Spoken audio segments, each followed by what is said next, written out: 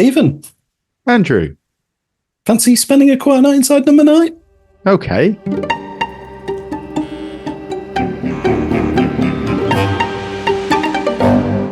So we are going back into the script book, series 4 to 6. We have started our dive into that over the past few weeks, and we are on episode 5 of series 4, which is... And the winner is... Great. Yeah. So I was kind of looking forward to recording this because, I don't know, I enjoyed revisiting it with the script. And the winner is Stole My Heart. There are some little quips and one-liners that I think I missed, or just reminding myself of certain things, mainly with Reese's character, that made me... Oh God, he's the absolute worst, isn't he? He really is dreadful. The one line, which I don't think is in the script, but really made me laugh, is "Let him speak." Yeah. It just always makes me laugh. Anyway, let's not get ahead of ourselves. Oh. We should probably start by saying a big thank you to Nicole for a generous donation to the A Quiet Night Inside Number 9 hosting funds. Thank you very much. Really appreciate that. Yeah, and the winner is. So let's go through the script. International Boardroom Day is where we start, but not filmed. Extra National Establishing Shot was what was in the first instance. We got the shot of the outside of the building. Just a change. That's what this is. Not included in the script. Yeah. Not included in the script. One thing. Yeah. There are a few things that are not in the script. Well, that are in the script that are not in the... Yep. Yeah. Both ways round. The first thing I picked up on was Giles's pronunciation of beverage. Beverage. I don't know how you'd write that in a script, but yes, beverage. No. I think there's something great about Giles as a character that is so... I don't know. He's got that well-meaning official kind of leader of the group thing going on that, imagine him on a jury and he also has, I think he takes quite a lot of pride in his role in this. Like, he wants to make sure this is done properly. If this job is worth doing, it's worth being done right. And he's here. I think he sees himself as really there to possibly help out someone's career if they deserve it. And it's important to him that the right person is chosen. Yeah. Yeah. And he's the kind of the voice of the establishment, isn't he, as well? Mm-hmm. Of like, he's that person who, when you work in a company and most people that work in the company know that it's like the company doesn't really care about me. But then you have the odd person who really believes that in like the company's... If you cut through him, you see BAFTA. BAFTA. It's all BAFTA. Yeah, no, that's probably another good place to start, is like the stuff in the Insider's Guide surrounding like why now for this episode, because it's obviously been something. I think they talk about the fact that it's been on their minds for a while, but it just felt like, no, we can't do that. It's too on the nose in the industry. Like, it might be construed as us sort of settling scores or having a go. Yeah, I find it interesting that it's on their mind. I don't know whether I just had this idea that they're just too much purists for anything to worry about anything like that. And yes, it's lovely to get recognised and everything, but it's by the by. But actually, there is something there that they want that recognition from the industry. Yeah, because they write about that, don't they? It's like, we hadn't won an award. And I think Reese is quite open about his annoyance at the fact they haven't really been nominated for anything. Well, yeah, he kind of explained it by the fact that the show itself is difficult to pigeonhole, and so it kind of slips through the categories as to where it belongs. But yeah, that's a little bit of an annoyance for him, more so than I ever thought it would be. Yeah, and I have a lot of respect for that, because it is it feels like, no, we believe. It's like showing how much they believe in what they're doing and how much they care about it, and how much it's like, no, this is good. Like, and we really, and also a certain amount of respect for that institution as well, to care enough about the opinion of that. And I guess that if you look at Giles's character and a belief that there are people within BAFTA that want this done properly and that do go to lengths to make sure that the right people do win, to avoid members of the public not being there, to avoid the actors themselves being there on the panel and manipulating it their way. Yeah, I mean, if this comes out, if this hits the news, what happens in this episode, then BAFTA's finished, I think. But, yes, if this actually happens, Jackie from the hairdressers is there. Yeah. It's kind of, I guess they mentioned the BAFTA thing in Bernie Clifton as well, so it's obviously really on their mind in this in this series. And like that little subtle dig at, you don't get a BAFTA for comedy. It has to have or pure comedy. It has to have the melancholic, the weight, tear-jerking weight. Exactly. Yeah.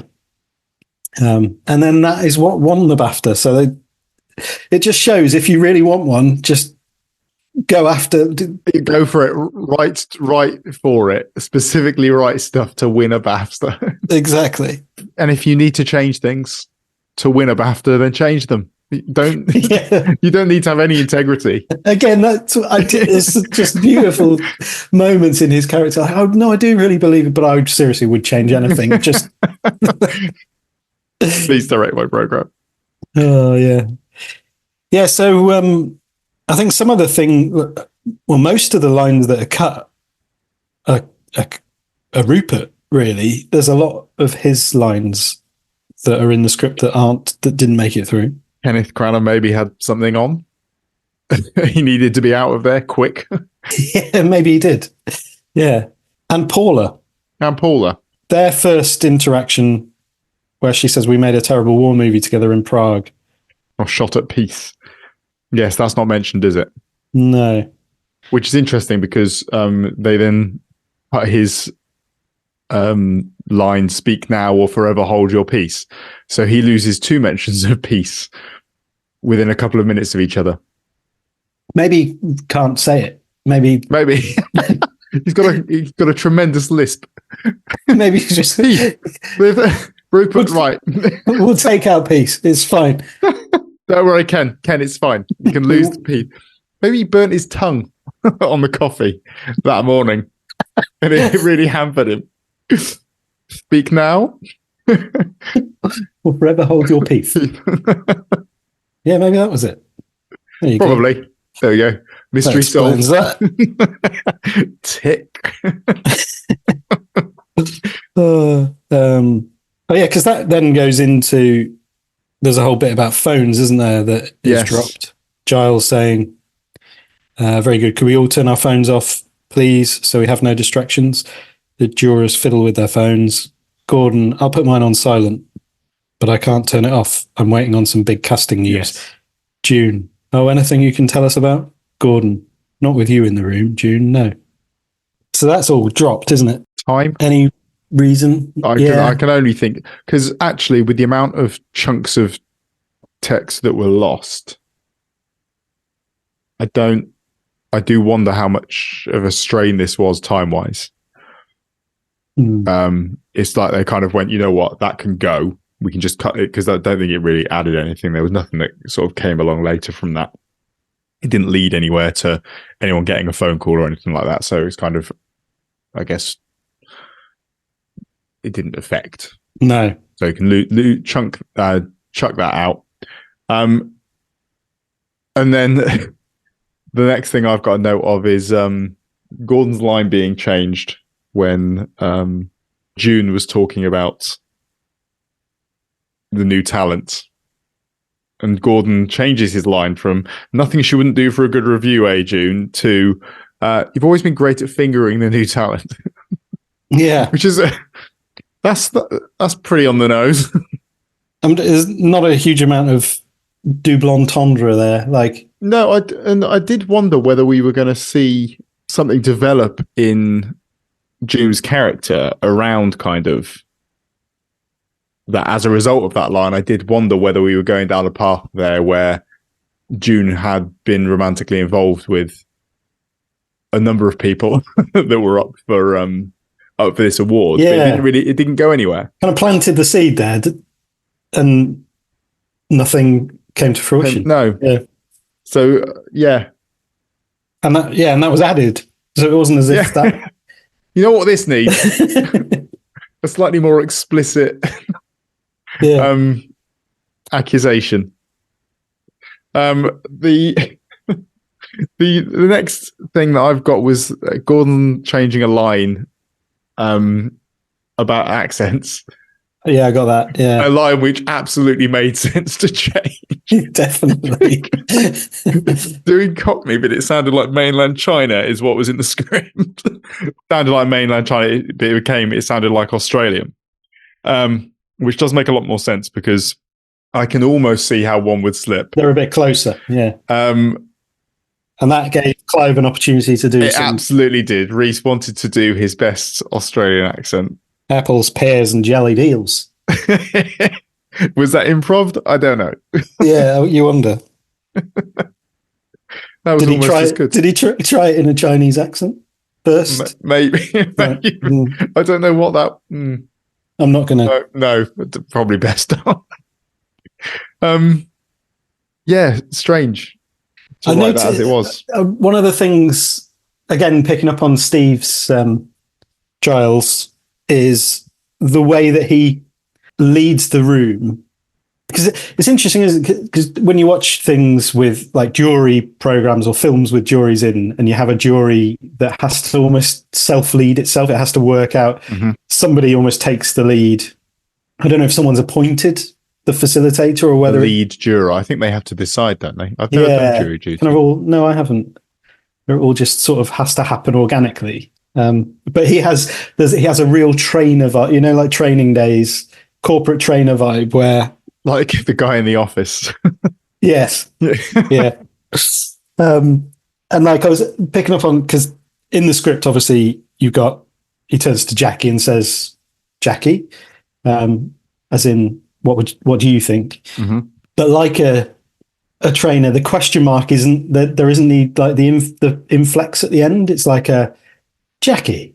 Yes. I'd love to hear your thoughts on this. Yeah. And I think the way that he speaks to Jackie is there's more of that sense of, right, this is what the organization has decided we need to do. So I need to make sure this is done well. I need to make sure I involve her and that she feels at ease and that her opinion is worthwhile as everyone else's is here. He seems really earnest about that, making sure there's no sense of treating her as a lesser, even when she's talking absolute garbage. And ironically, when that happens, you often end up like doing that thing by trying to avoid doing it. You've patronized her to the point that everyone around that table is going, okay, right, we're doing this, are we? we're letting Jackie say her things. Yeah, exactly. So he didn't put all the faces up on the board together, which he was directed to do here. They put them up one at a time as they talk about them, don't they, rather than putting them all up at once. So a little mini change there. And then the next bit that changed really was another chunk of stuff from Rupert. From Rupert talking about watching the program, yeah. He had to put the subtitles on. I can't tell you how long it took me to remember that the magazine that Jackie was referring to was Marie Claire, not Marie Curie. I didn't even. I was like, what is it? What is it? What is it? I was like, oh, yeah, there is a magazine called that. There is. There? Yeah. It's Marie Claire, is what it is. Yeah, I didn't even think about the fact that was different. I assume there was a women's magazine called Marie Curie. Marie Curie. Oh, that's funny. All the women in it are glowing. Yeah, Rupert says he talks about her Shona Andrews stole my heart. Yeah, Rupert starts saying that he gives the line that she mumbles. And then there's a big chunk gone of expression with June saying she conveyed it all through her facial expressions. You don't need to hear all the words. And then they cut the line, ironically, oh yeah, never mind the script. That's irrelevant. Which I thought was quite fun. Yeah. Never mind the script. We'll just record what we like. So yeah, they get rid of all this kind of talk. And I guess that's kind of because he goes in on her and kind of critiques her for half a page and then finishes with, having said that, I was a blubbering wreck by the end. It was a remarkable performance, which is quite a turn. Yeah. And it was made a bit quicker. I think they've made Rupert less harsh in that respect. I don't think that's necessary to his character. I found it interesting to read in the book that they feel like June was one of the cruelest characters that they've created. Which, when you go back for the previous 3 seasons of this program, there's some pretty awful people in it. Yeah. Yeah, for sure. So let's go back 1 week. Yeah, yeah. So a bit of perspective. 30 minutes of television. Yeah, to the man who hid his cleaner in the basement and raped her and fathered her child. Fed her nothing but pot noodles. But June has written some pretty scathing reviews, so it shows where their priorities are, doesn't it? They hate critics. The most horrific thing you can be is not Joseph Fritzl, it's a TV critic. Yeah, so then where do we? More goes here when he's talking about Dame Dorothy and talking about his time on with her, saying that her Beatrice could turn on a sixpence, very clever perf. So you've actually worked with her. We're in the same season with different plays. We served together in Johnny Barton's Iambic Boot Camp. That's gone. I read that as Joey Barton's Iambic Boot Camp for a brief moment. That would be different. That would be a different kind of boot camp. Very much so. I think because actually that part of Paula isn't all that present in the actual show where she's doing things that are a bit crap, where it becomes clear that what she's, because there's another thing that's dropped, isn't there, about the about around the West End and which theatre she's in, and actually she's not doing anything particularly special, and and actually I think it's, you don't really know what level she is acting at too much in the final thing, unless that's gone over my head, but no, it was like less of that. Yeah, and she's actually doing okay, maybe, whatever. It's the bit that then this leads into about the hand job in the car park of the Dirty Duck. Apparently the Dirty Duck is a real pub in Stratford, home of the RSC, but it doesn't have a car park. They know it doesn't have a car park, but they thought it worked well enough. And I also like they added some names in for some hand job recipients. Did you catch who they were? I've got, hold on. Robin Nedwell? Yeah, Robin Nedwell and Brian Glover. Brian Glover. Did you look at them at all? I intended to. I haven't done. I'm going to do it. Maybe we should quickly do that. You take Nedwell, I'll take Glover.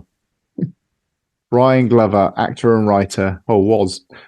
He worked as a teacher and professional wrestler before commencing acting career, which included, he was in Kes. American Werewolf in London and Alien 3. And also Dirty Duck Car Park. Yeah. That's on the wiki of this. Was given a hand job by Dame, what's her name? Dame Dorothy. Dame Dossie. Dame Dorothy Sutton. And was given a hand job by Dame Dorothy Sutton. You editing Wikipedia as we speak. So they are real. That's quite a very specific. It's a Garibaldi moment, is what that was. It is, but they are also either speaking a truth that has been a secret in the industry, maybe, or they're throwing someone under the bus. Well, Brian Glover's dead and died in 1997, so is Robin Nedwell. He died in 1999. Then they're not here to defend themselves. But there's a legacy to be protected. Yeah, there's nothing in the bit about his personal life around anything that anyone suspected. This now feels awful. Yeah. It struck me as the sort of thing that you'd see in the script that is then taken out because it's like, libel. Maybe not just saying it. Yeah. Maybe it was if we don't write it down, there's no proof. Mate, you said it. We filmed it. We filmed it. If we didn't write it down, it's not real. And then there's something missing in a conversation between Gordon and Paula. Yes, there is. Involving June. Where Gordon... So Giles asks Paula, you have watched all the performances, haven't you? And Paula says, sure, my agent set me up with all the links. And Gordon then cuts in with, sorry, but I don't believe that. Paula then protests, I'm telling you, I've seen these shows. And Gordon then says, no, I don't believe that June wrote a good review of something. Now, she then said, oh, Gordon, that's water under the bridge. You shouldn't have such a thin skin. And that's all gone, isn't it? Yeah. But then later on, there is a line where she makes reference to the fact that they've said it's all water under the bridge now or something. Oh, is that? Yeah. And so that then becomes clearly a historical having been dealt with rather than having been mentioned a couple of minutes previously. Yeah. I think it's probably working out which things would be just known as well to everybody as like, that's the interesting thing. Like the next bit where Gordon says, obviously talking about Dame Dorothy. Yes, she's a national treasure, isn't she? She brought a lot of pleasure to a lot of people over the years, some more than others. In the script, it says obviously, but it's been changed in the show to apparently. Which that's all just been brought to the table now. He hadn't known about that before. Yeah, exactly. Line removal again. Rupert was missing halfway through this page. Don't look at me. I'm not allowed to say anything. Oh yeah. That goes. Again, too expensive. Maybe they were paying him by the line. It then all seems to stay quite true to script for a while. Yeah. Except when we hit my favorite addition of a word in this script is when Paula decides that it's not enough to call Rupert just an asshole. She has to call him a withered asshole. Yes, I made a note of that. Nice addition. Is that a Garibaldi? I don't know. That might be a Garibaldi. It brings I have an image in my head at that. It does evoke something. Oh, yeah, saggy and not particularly rubbery. Like, if I have to see it, you should have to see it in your head. Not something that Newman can help with it. If you're suffering from a withered arsehole. Oh, carry on. Who's older between Gary Newman and Gary Oldman? Is it Newman? He's older, yeah. Gary Oldman is newer than Gary Newman on this earth. None of this was in the script, was it? No, it wasn't. I did like the Clive just going back to the bit after Gordon's, obviously to apparently, Clive, when he says, I agree, because the script needs to take you on a journey, doesn't it? So if you read episode 1, you really want to know what happens in episode 2, and there's many more ideas that can be explored. And I was like, that's a nice almost takedown of Inside Number 9, because it's like none of the episodes help you from episode to episode. No, none at all. That is not what they do here at all. Which is the reason why we decided to do this podcast for this program, and why I feel like we possibly resisted people's kind of suggestions that we do Psychoville or something with a narrative, because it becomes a very difficult thing to do, and a very different thing to do when you're trying to analyze a narrative. It's a totally different thing to do, isn't it? Yeah. It's not just a standalone thing. You've got to look at how everything fits in with a big arc. And that's a very different review program. Yeah, very much so. Yeah, and there's so much more theorizing that can go into that as well, that I would be frightened of what would happen if we... I mean, everyone has a price. So how much do you want Psychoville? What's our asking price for Psychoville? I think we should not name a price and just see what happens. Yeah. You go first, guys. And we'll let you know if you're near. You slide a metaphorical piece of paper across the table to us, and we'll unfold it and see what we think. We'll add a couple of zeros and slide it back. Yeah, so what do we Withered Asshole was our last change. yeah. And then more Rupert Goes. More of some explanations around constructed reality shows, which still to this day confuse me. I still find them really weird things, constructed reality shows. Yes, I'm not sure how they work. Well, because they talk a little bit about, they're more interesting than dramas sometimes because they're less predictable, if you know what I mean. A lot of script writers would benefit from watching some constructed reality. I don't know how they're made. I don't know how much of it is just completely improvised. You know, what would be funny for this character to say now, or where could this drama go next? Because it's things like Made in Chelsea and those kind of things, isn't it? Yeah. Geordie Shore. Yeah. Where there are a bunch of mates hanging out, doing mundane things, but that are just a bit elevated because they've got, I don't know, they're rich. Yeah, and obviously they need to bring in some peril and some relationship drama and all of that sort of stuff. That it's like, is that just what is going on anyway, or how is that being? Yeah, no idea. Well, what does constructed reality feels like an oxymoron? Feels like what was Donald Trump's press secretary, Kellyanne Conway? Yes. Alternative facts was her. No, Alternative facts, yes.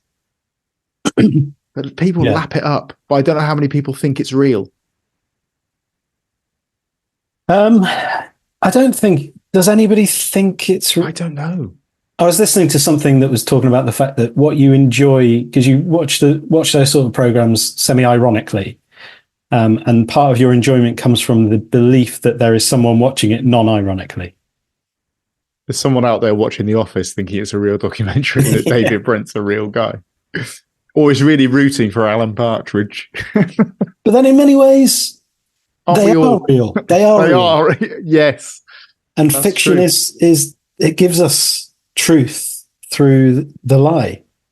As that there's a saying, Picasso, yeah. We all know that art is not truth. Art is a lie that makes us realize truth. At least the truth is given us to understand. It's taken 86 episodes, but you've just had some philosophy thrown at you. Badly. in a stuttering way. Tripping into your... It's like a guy who's lost his balance and he's... Yeah, someone said something once. a bit like that. About truth and stuff. Yeah. But it's like, I think it's like when people dismiss fiction as, well, why would I read fiction? Because it's just made up lies. Like I read non-fiction books because it presents facts and things like that. It's like, actually what you find is fiction has more of a truth to it a lot of the time than the subjective position that a non-fiction author takes about a particular subject. But you do you. You were doing so well there. I had to conclude the paragraph somehow. Yeah. Came out. It was very close to ending with a James A. Caster. So suck it. So shit or get off the pot. Yes, I would say. Good line. I like that line. Yeah, so that it was Rupert's constructed reality went. And as you said, Jackie lost some lines about the conversation about getting tickets. Mm-hmm. There was like a whole thing with Paula being able to get hold of tickets for the evening show, which obviously Jackie has no interest in because Jackie's going to be there as a nominee. Anyway, yes. So that's kind true. I hadn't thought about that yet. There was a reference to Channel 4's clickbait, which is obviously, I think, a made-up name, a very realistic sounding name for a TV It's realistic show. Enough that I could swear it was real. There is a real one on Netflix. Oh, is there? Yeah. After this. It's a drama on Netflix, which came out in 2021. And it's more of a thrillery twist after twist. Have you seen any sort of Harlan Coben things? No. Kind of that, out of that. I don't know how to describe that stuff. Because they're like detective-y type stories, where there's always twists with the characters are double crossing one another. But it's so much of an extreme that it's almost like a sport to how the twists become sport-like in that you're trying to catch out the audience and deliver them because people watch it because it's like, I want to be able to guess the twist. And the enjoyment comes in being like, yes, I saw that coming. Which is something that the guys seemingly try to avoid with this program. With this episode. The whole of Inside Number 9 became it's not just the thing with the twist, is it? It's not just Twisty McTwist. Well, I think it can, because that's the thing I've noticed with someone like Harlan Coben, who you almost become a caricature of yourself, and you have what people are watching you for isn't a compelling story that is speaking something. It's a series of twists that you get to try and guess, and it becomes like a magic trick as opposed to something profound or I don't know. It's an interesting, and I can see why they would want to avoid just being the twist people. So I think we've talked about before, I think, about magic tricks and spending your time trying to see how they were done, which is completely the opposite of what it's supposed to be. It's supposed to just make you fascinated, but in a kind of that's incredible. Yeah. Because it's ruined the moment that you know how it was done. So actually, whilst your instinct is, I want to know, you don't want to know. And so I think there's something similar here when it comes to looking for a twist and trying to preempt it, rather than you get to do I saw that coming. Yeah, but do you enjoy it?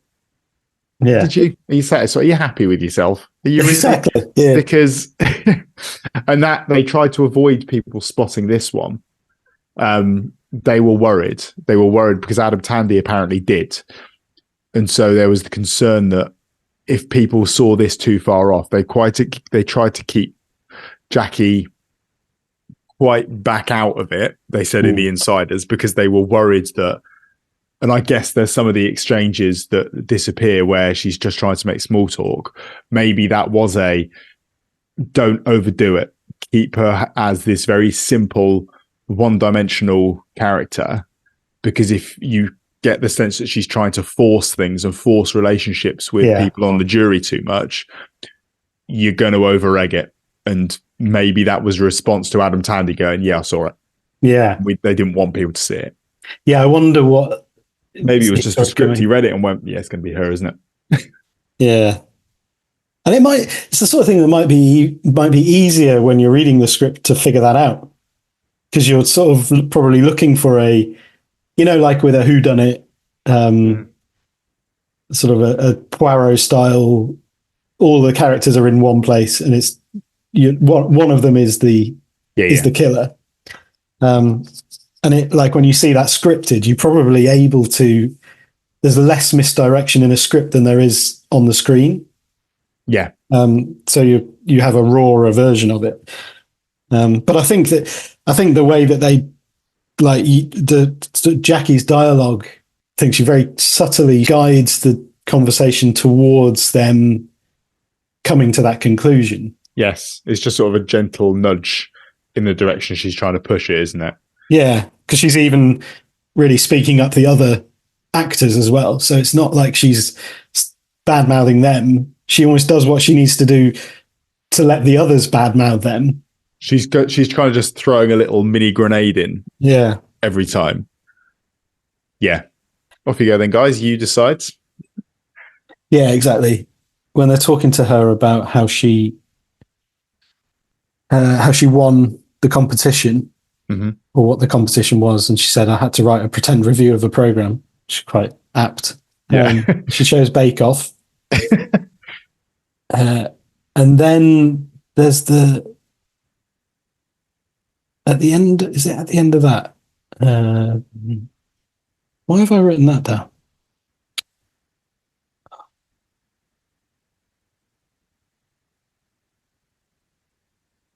Yeah, so the conversation around how Jackie won the competition. So how did you win the competition, Jackie? What I wrote down in response to that is she hasn't won it yet. As in, she's talking about... Oh, I see. This competition that they... Your note-taking was too clever for your own good. It was. It really confused me. What on earth was I talking about? This must be incredible. I must have really stumbled across something here, but what is it? Oh, she hasn't won the... I see. Yeah. And then I had to write a pretend review of a program. It's like, there's a nice meta level to that. Yeah. To that line, but yes, so meta that I didn't even... So meta, yeah. It's gone over your own head. It's gone over my own head. So there was that one. No goodie bags. No goodie bags. Paula's got a bit of a penchant for a goodie bag, clearly, although not in the filmed version. Yeah, see, again, I think that, like I was saying earlier, I don't know, I feel like the highest level actors would not really care about the goodie bags, or they wouldn't express their care about the goodie bags. They wouldn't do something for that as the reason. She's dismissive of this because it's getting in the way of her just doing some other stuff. Yeah, she's not that sort of materialistic. I just want some fun stuff in a bag. Not a fruit basket. She's not that sort of obnoxious, is she? She's dismissive of this, and she's got her notes that just say that everyone stole her heart. Yeah. But she's not. Yeah, I don't feel like that's her.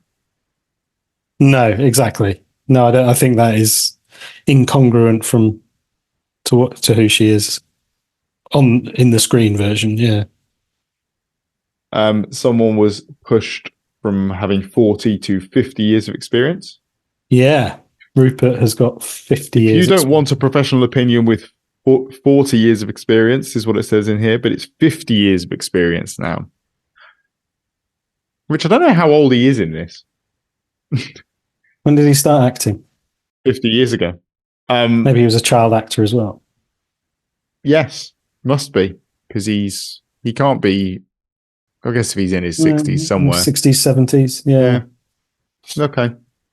So maybe 50 just felt like a more sensible number. Yeah. And yeah, there was another little Giles line that was added in. When Jackie has her kind of staged breakdown around feeling upset with the whole thing, and how unfair all of this was, and judging these ladies, and they're all wonderful, and blah, blah. I've made a fool of myself. I'm so sorry. And there's this quiet moment, and Giles says, well, that's what happens when you invite the public. Yeah. That was an added line. Which I think was a glimpse of of the truth that you would get from Giles, maybe when he pours a glass of wine in the evening when he gets home, and actually there's he's not always how he appears to be when he's. No, that's because he's got his business face on. Yeah. When he's doing this, and everything's by the book. It doesn't matter what his personal opinions are about Jackie being invited to be on this. It's what the Academy have decided needs to happen. And so therefore it's the right thing. Therefore it's the right thing, but not really when he thinks about it. And there's that cut line from Jackie when she says, "I just voted for Kelly because she reminded me of myself, and people like me don't get." Little too much again. Little on the nose for When they all go, yeah, you're right. She does remind me of Kelly. Oh, wait a minute. Got the same. Everything about her is the same except for her eyebrows and her hair. Is this like Superman taking off his glasses? Yeah. Or putting him on the dog. Where's the dog gone? It's a different dog. Yeah. And another great one from Clive there, where is he talking to Rupert about his stage play? Oh yeah. Or a script. She's a 30-year-old Japanese woman at the moment, but I can change all that.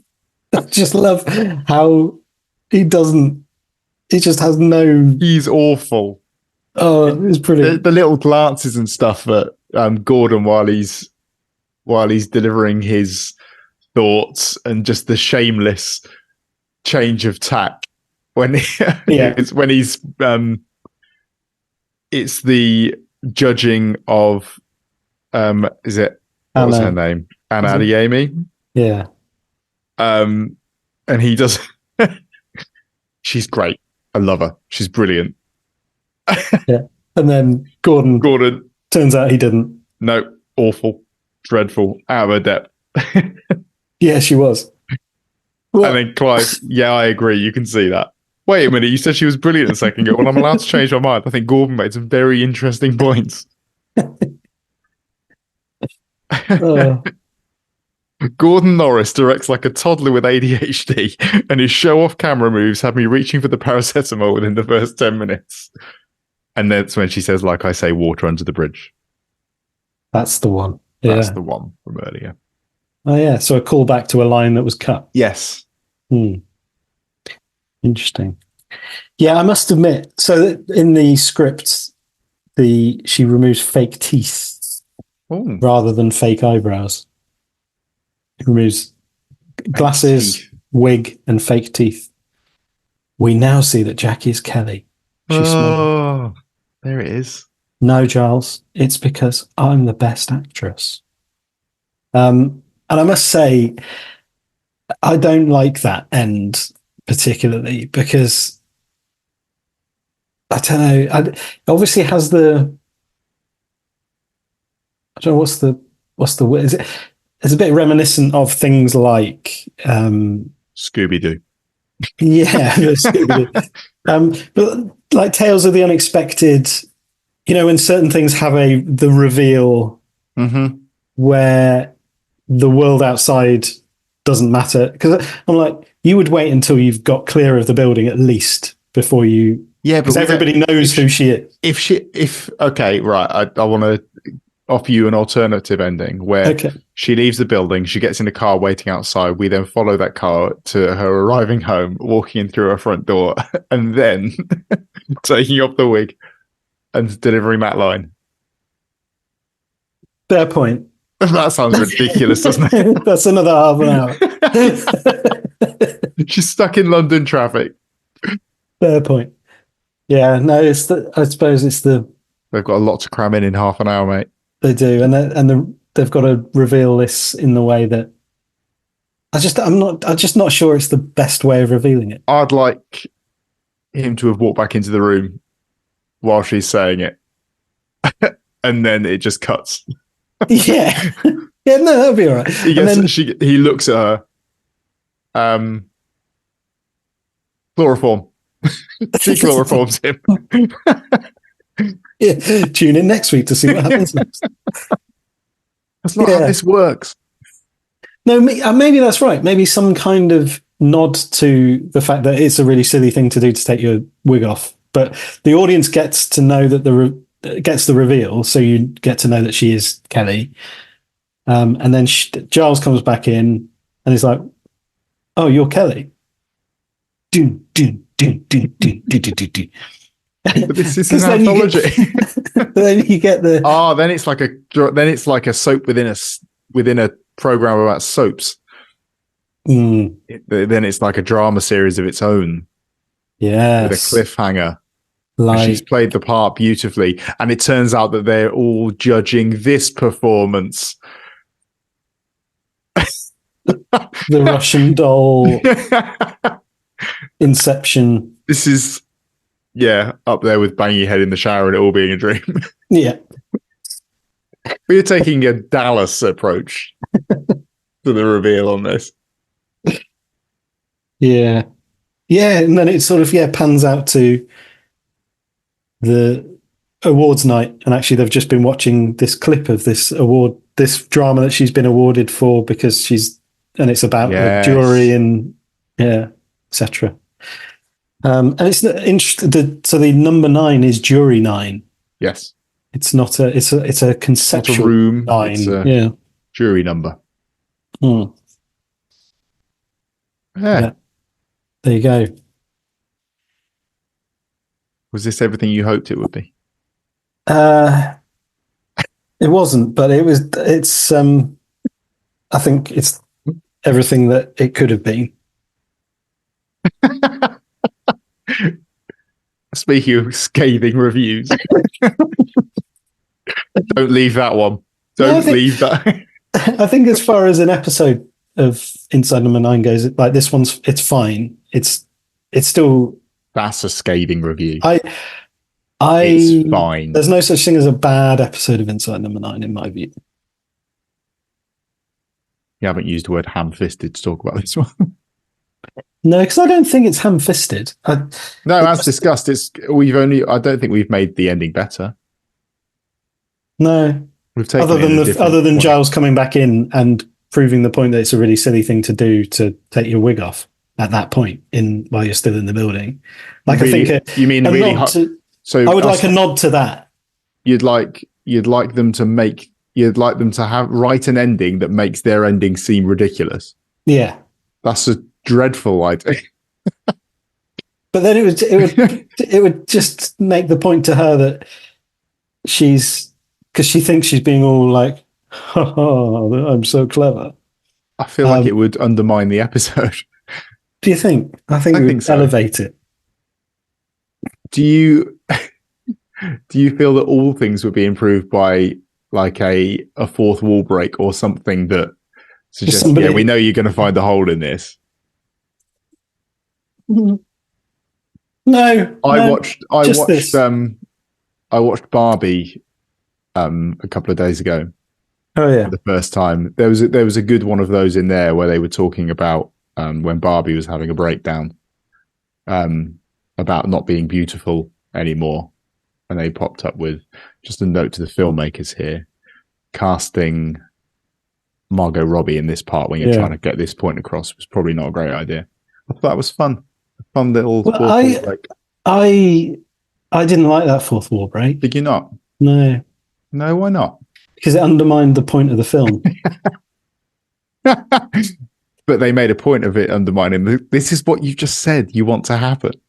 No, but so that whole, I think one of the fundamental points in the Barbie film is the fact that it doesn't matter how beautiful you are, you're dealing with human subjectivity and like the fact that you're going to die essentially, and you get older and your body withers and all that sort of stuff. And so that includes especially includes Margot Robbie.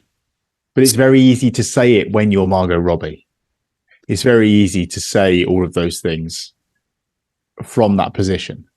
Yeah, but I think the power in that whole thing is the fact that Margot Robbie feels it too.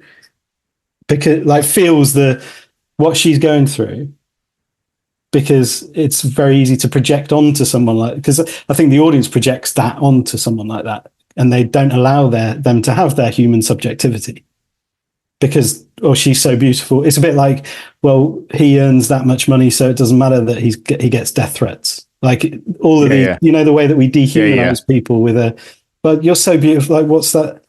You shouldn't be thinking things like that. You're not dehumanizing Barbie, are you, right now? You should never dehumanize that. Rehumanize Barbie. Yeah. Like in that film. Do you remember the film Weird Science? Do you ever see Weird Science? It was by the same guy that wrote Breakfast Club. It was about two teenagers who brought a doll to life. It's horrendous. I have seen it. Yes, yes, no, I've seen that. It's so bad. The messaging is shaky at best, especially when all these things are happening and there are lines about them being 15 years old, and you're like, this is odd. Oh man. Yeah. From And the Winner Is to Weird Science. Through Barbie. Through Barbie, via Barbie. Yeah, I need to watch it again. But yeah, I liked Barbie. I thought it was all right. I enjoyed Barbie. Yeah. It was silly but fun. Silly but fun. Silly but fun. Whimsy. Like the pen that you're holding in your hands. It's got like, it lights up and it's got pink hair. Makes writing a nightmare. All pencil toppers do. But it makes writing silly and fun. Whimsical. Whimsical experience. All right. And with that whimsy, let's finish. Okay, we're at the end of this series next week. We're at the end of this series now. Like, it's like that every 5 episodes. Yeah. We're at the end of the series next week. Yes. Finishing off series 4 with Tempting Fate. Oh, the hair. It's all about the hair. All right, so I'll see you for that then. We need to do if you have anything to add to our thoughts on this episode, then please do get in touch via Twitter at AQNIN9 or via email, aquanightside09@gmail.com. Yeah, cool. I'll see you next week. Till then. Bye-bye. Bye-bye.